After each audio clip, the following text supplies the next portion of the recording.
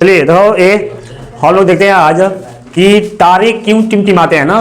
देखो जो तारे हैं, सूर्य भी एक तारा है ना, लेकिन यह पृथ्वी के काफी नजदीक है, इसलिए हमें ये टिमटिमाते हुए नजर नहीं आता है। देखिए जो हमारी पृथ्वी है और जो तारे हैं, बहुत सारे तारे होंगे, ठीक है, बहुत सारे क्या है तारे हैं, और इसके बीच में खरबों किलोमीटर की दूरी होती है। किसी किसी के बीच में तो प्रकाश वर्ष की दूरी होती है, और किसी किसी के पार्सेक में होती है ना। पार्सेक क्या है, दूरी का हिस्सा में है सबसे बड़ा मतलब। तो अब जो पृथ्वी है और तारे हैं, इनके बीच में क्या होता है, करोड़ों खरबों किलोमीटर की दूरियां होती है, ठीक है। और पृथ्वी पे बहुत सारा क्या है, वायुमंडल है, क्या है, वायुमंडल है। अब होता क्या है कि यह वायुमंडल एक समान नहीं है, इसका घनत्व एक समान नहीं है। जैसे ये ऊपर जाता है इसका घनत्व कम होता जाता है ना, जो नजदीक है छोटे मंडल में इसका घनत्व अधिक होता है, ठीक है। और जो सूर्य की किरणें हैं, मान लीजिए यहाँ पर इधर सूर्य होता है, मान लीजिए यहाँ पर सूर्य है, ठीक है। तो सूर्य की जो किरणें हैं ये क्या होती है, वायुमंडल को गर्म करती है। तो जहाँ गर्म, जब हवा गर्म होता है तो फैलता है ना, तो जहाँ हवा फैलेगा वहाँ घनत्व कम होगा, जहाँ सूर्य का प्रकाश कम पड़ेगा वहाँ घनत्व अधिक होगा।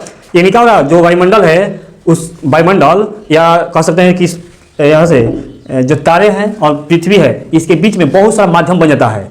संघन माध्यम, विरल माध्यम, संघन माध्यम, विरल माध्यम, संघन माध्यम, विरल माध्यम, ऐसा ना। और पीछे पढ़ चुके हैं कि संघन से विरल या विरल से संघन में जब प्रकाश प्रवेश करता है तो अपने पथ से विचलित हो जाता है। इसी घटना को हम लोग कहते हैं प्रकाश का अपवर्तन, है ना।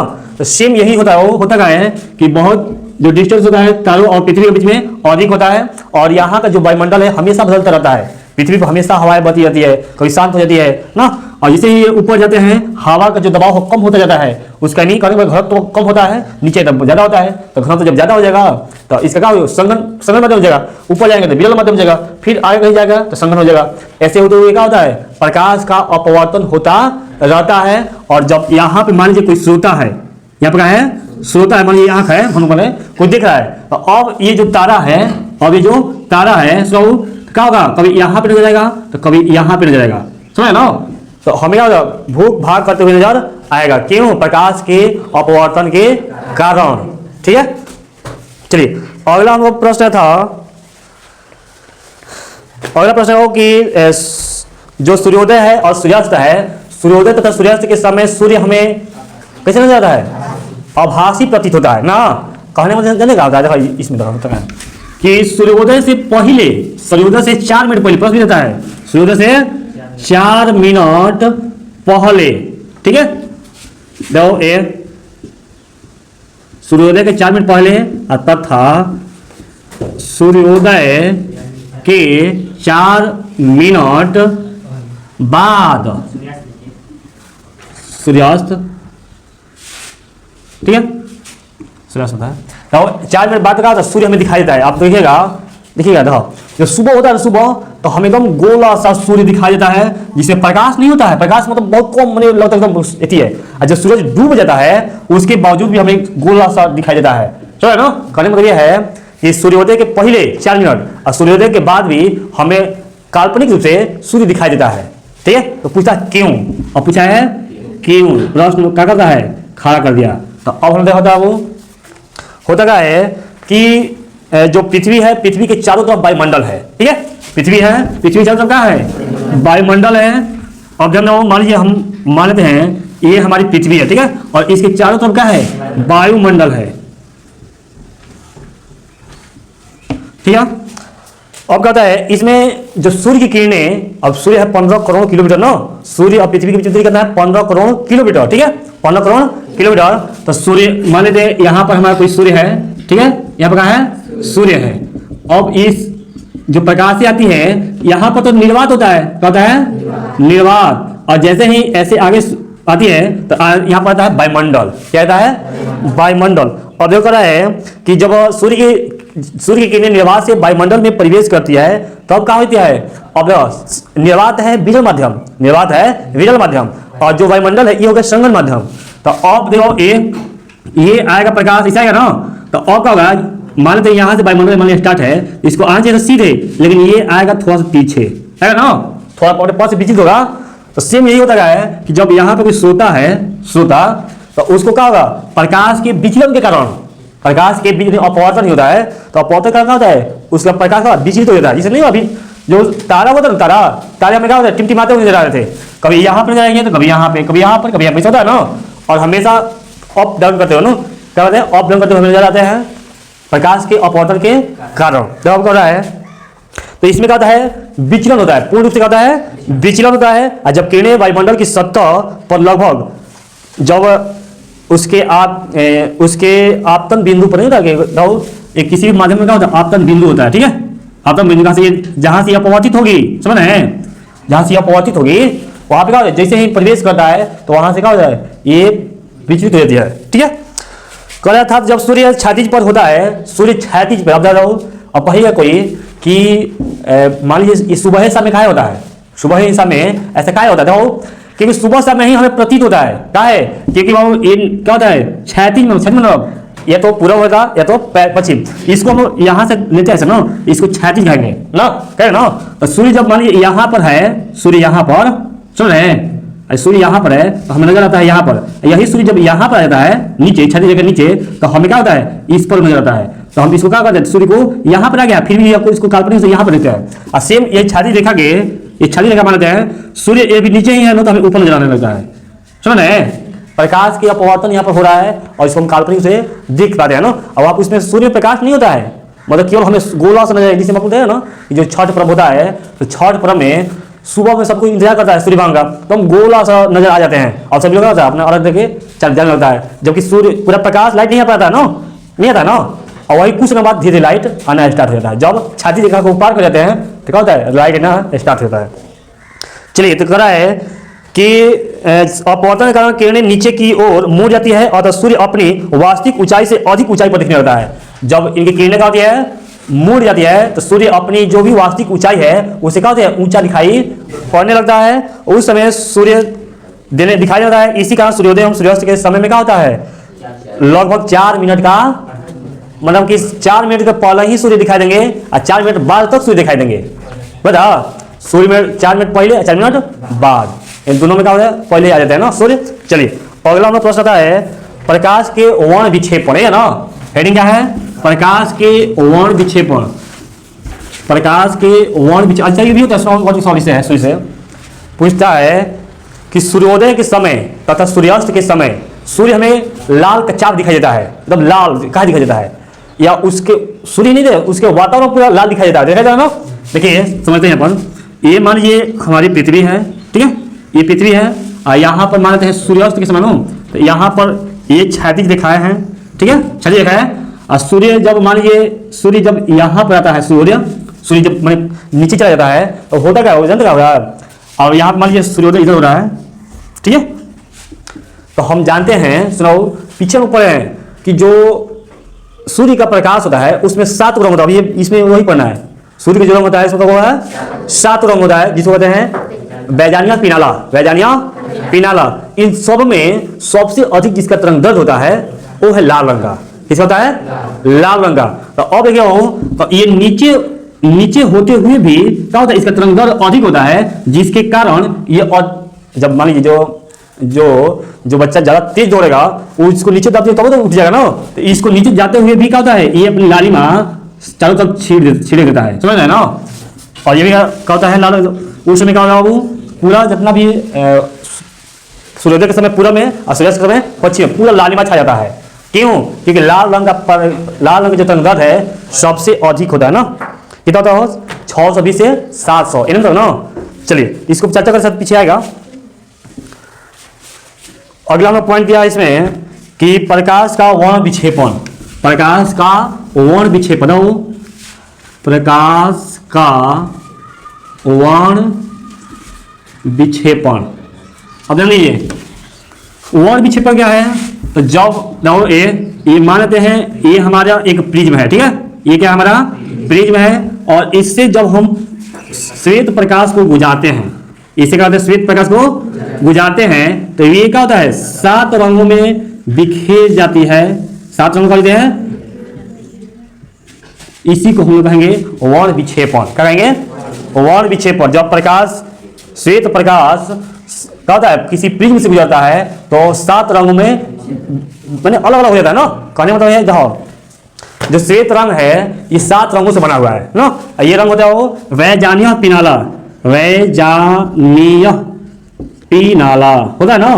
तो वैसे बाबू वैगनी, जा से जामुनी, नी से नीला, ह से हरा, प से पी से पीला, ना से नारंगी, ला से लाल। ठीक है, अब देखिए ये सातों रंग है। यदि पूछेगा देखो इसमें जो सबसे कम तरंगदैर्घ्य होता है वो होता है बैगनी का, और सबसे अधिक तरंगदैर्घ्य होता है वो होता है लाल का ना। और सबसे बीच में कौन होता है, वो हरा होता है। पूछेगा कि वर्ण विक्षेपण में सबसे बीच में कौन रंग होता है, हरा ना। सबसे बीच में कौन है, हरा। चलिए इसको पढ़ते हैं। दो जो वर्ण विक्षेपण है इसका किसने दिया था, देखिए जब इसको पढ़ते हैं, जब श्वेत प्रकाश को प्रिज्म से गुजारा जाता है, जब श्वेत प्रकाश को प्रिज्म से गुजारा जाता है तो यह 7 रंगों में अलग अलग भागों में बट जाता है। इस घटना को हम लोग कहते हैं प्रकाश का विक्षेपण, वर्ण विक्षेपण ना। ये किसी का होता है, अपवर्तन का कारण होता है, प्रकाश के अपवर्तन का कारण होता है।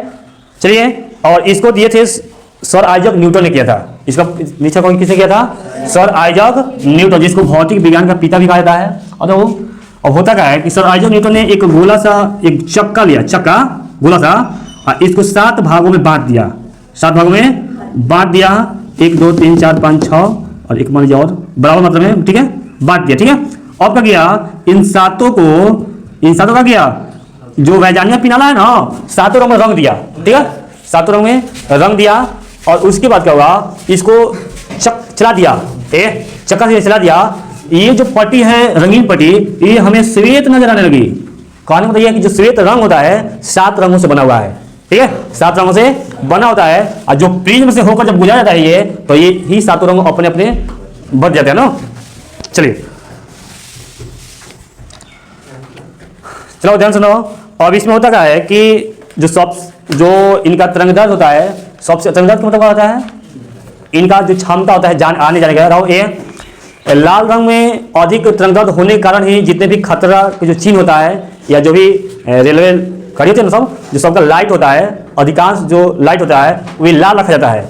कारण यही है कि उसको दूर से ही नजर आ जाए, किसी भी ड्राइवर को या व्यक्ति को दूर से ही लाल रंग नजर आ जाए। क्यों लाल नजर आ जाए, क्योंकि इसका तरंगदैर्घ्य अधिक होता है। इसका तरंगदैर्घ्य यानी कहने का मतलब होता है ये कि लाल रंग अधिक दूरी तय करता है ना।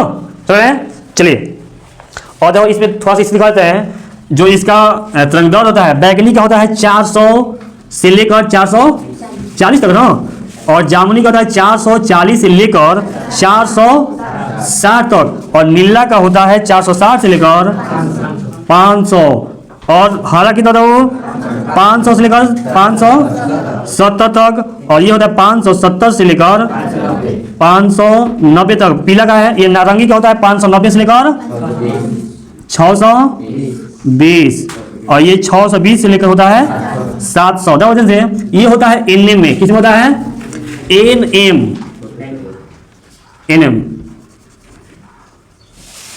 नैनोमीटर, तो किस होता है, एनएम में। चलो अगला हम लोग आते हैं कि इसका उत्पत्ति का कारण क्या है। ये ना जो उत्पन्न हुआ 7 रंग, इसका उत्पत्ति क्या कारण है। ठीक है, चलिए, तो वर्ण विक्षेपण में 7 रंगों में उत्पत्ति के कारण। चलिए इसमें कि प्रिज्म द्वारा विभिन्न रंगों के प्रकाश का विचलन अलग अलग होता है। जो प्रिज्म होता है, प्रिज्म का एक निश्चित कोण पर झुका हुआ होता है ना प्रिज्म। ठीक है, और इसमें जो भिन्न रंग है उसका विचलन भिन्न होता है ना। ठीक है, यानी इनका तरंगदैर्घ्य क्या होता है, अलग अलग होता है। अभी देख लो कि भिन्न रंगों का तरंगदैर्घ्य क्या होता है, भिन्न यानी अलग अलग होता है। लाल रंग का तरंगदैर्घ्य सबसे अधिक होता है, लाल रंग का तरंगदैर्घ्य सबसे, और जबकि बैगनी रंग का तरंगदैर्घ्य सबसे कम होता है। ठीक है, और जिस रंग का तरंगदैर्घ्य कम होगा, जिस रंग का तरंगदैर्घ्य कम होगा उसका विचलन क्या होगा, अधिक होगा, उसका विचलन कौन में का होता है। सुनो ध्यान से, देखो ये मानते हैं किसी धार से किसी चीज को गिरा रहे हैं, बोरिंग तो बोरिंग से बहुत माने पानी भर रहे हैं। अब पानी जब गिरेगा तो जिसका तेजी से गिरेगा उसका छितराव ज्यादा होगा, नहीं समझ रहे हैं, और जो धीरे धीरे गिरेगा उसका छितराव कम होगा। चलो ना, तो सेम यही करा है कि जिस भी रंग का तरंगदैर्घ्य अधिक है उसका विचलन कम होता है, और जिसका तरंगदैर्घ्य कम होता है उसका विचलन अधिक होता है। हम मुड़ाओ नो, अच्छा मुड़ाओ पे है, ठीक है। हाँ देखो ए, तो अब देखिए, और मान लीजिए प्रकाश है ना, तो इसमें सबसे अधिक जो विचित होगा वो कौन रंग है? लाल। और सबसे कम कौन है? सबसे अधिक होगा बैगनी का, सबसे अधिक होगा बैगनी का, और कम होगा किसका? लाल का।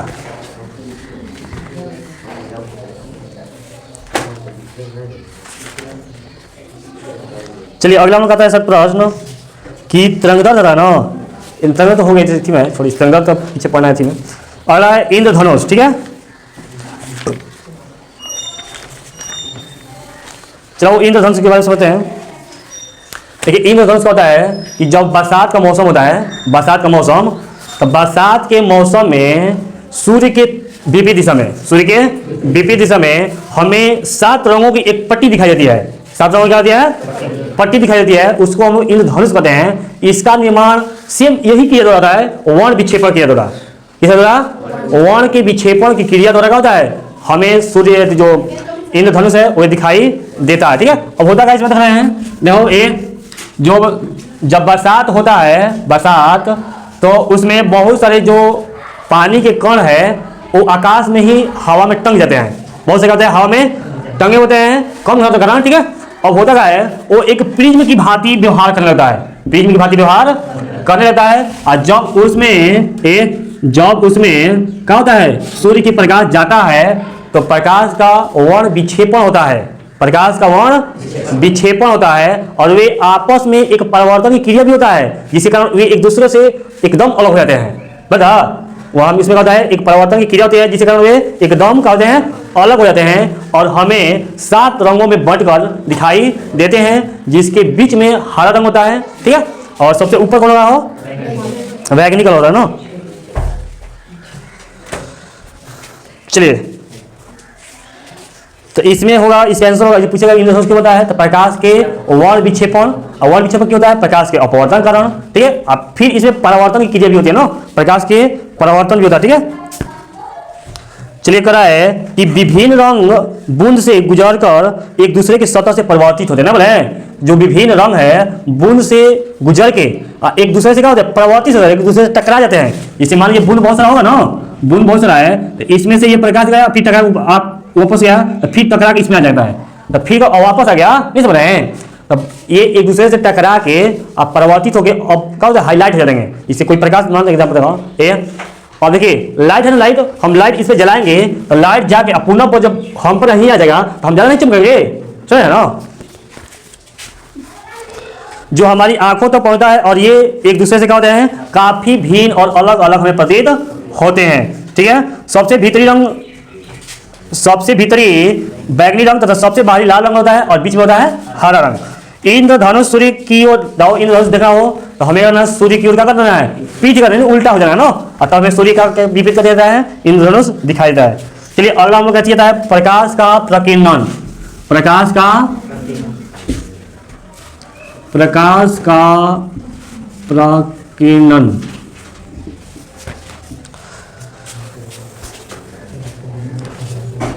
देखिए प्रकाश का प्रकीर्णन समझते बाबू। देखिए सबसे पहले प्रकाश को भारत के ही वैज्ञानिक थे, ऋषि मुनि थे, उनका नाम था महर्षि कर्णाद। महर्षि कर्णाद, उसने कहा था कि प्रकाश एक कण है, प्रकाश का एक, और यह कण के रूप में बहता है। कहते हैं कि प्रकाश का एक कण है और कण के रूप में बहता है। फिर न्यूटन है, न्यूटन ने कहा कि प्रकाश एक तरंग है और यह तरंग के रूप में बहता है। नहीं होता तरंग, अनुदैर्ध्य तरंग, अनुप्रस्थ तरंग, तो क्या होता है, ये अप डाउन होते हुए कहते हैं ये पीटेंगे ना।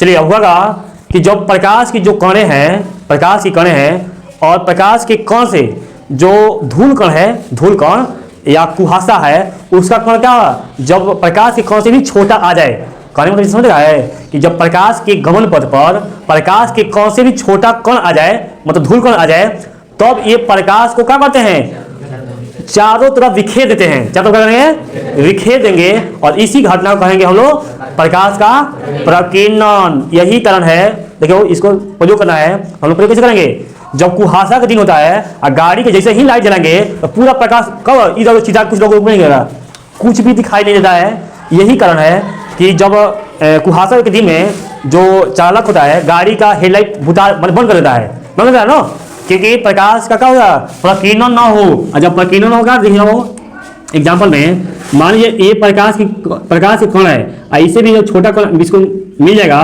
तो ये क्या करेगा, इसको चारों तरफ बिखेर देगा। क्या तो होगा, बिखेर देगा और कुछ ही हिस्सा इसका आगे जा पाएगा। चल रहे हैं, अभी ये इससे एग्जाम्पल देखना, तो अभी देख लो, अभी वो हम लोग कहते हैं कि प्रकाश सीधी रेखा में गमन करती है। इसमें हमें दिखाइए कहीं से प्रकाश सीधी आ रहा है, नहीं आ रहा है, लेकिन फिर भी सभी जगह पर उजला है ना, सभी उजला नहीं है, पूरा सभी प्रकाश हमको दिखाई दे रहा है। कहाँ भाई दिखाई दे रहा है, तो प्रकाश के प्रकीर्णन के कारण।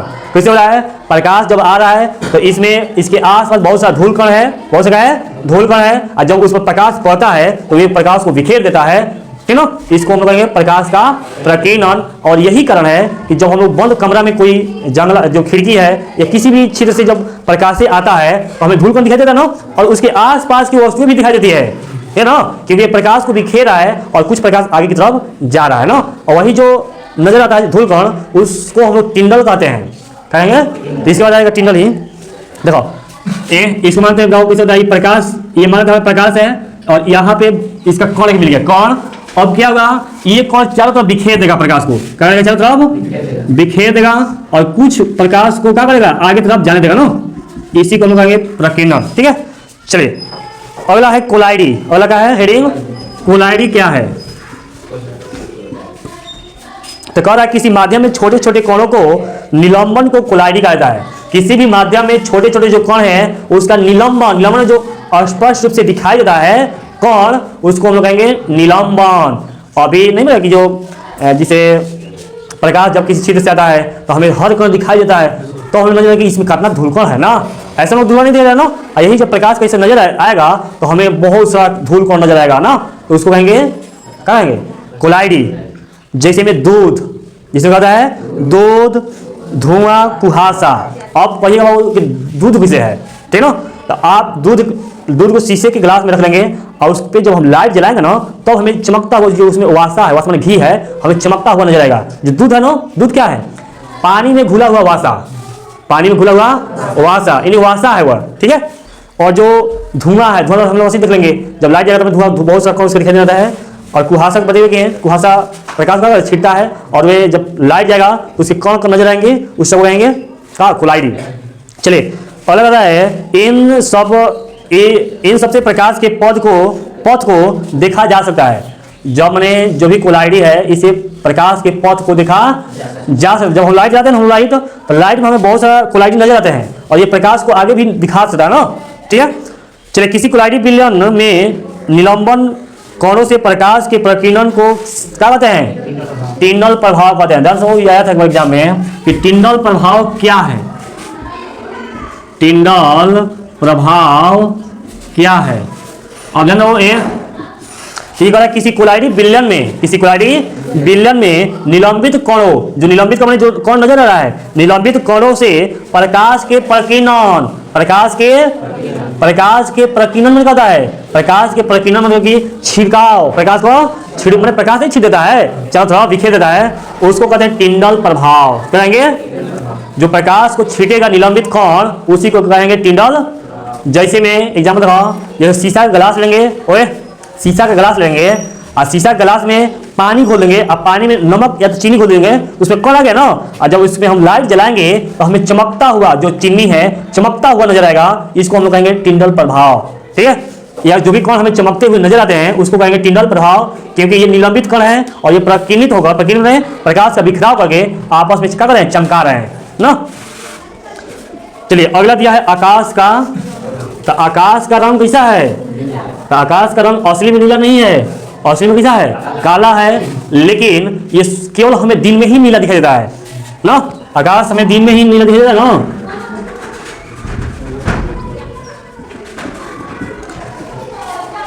देखो कह रहा है सूर्य का प्रकाश जब वायुमंडल से होकर गुजरता है, जब सूर्य का प्रकाश वायुमंडल से होकर गुजरता है तो उसका वायुमंडल के गैसों के अणु पानी में के बूंदों में क्या होते हैं, प्रकीर्णित हो जाते हैं ना।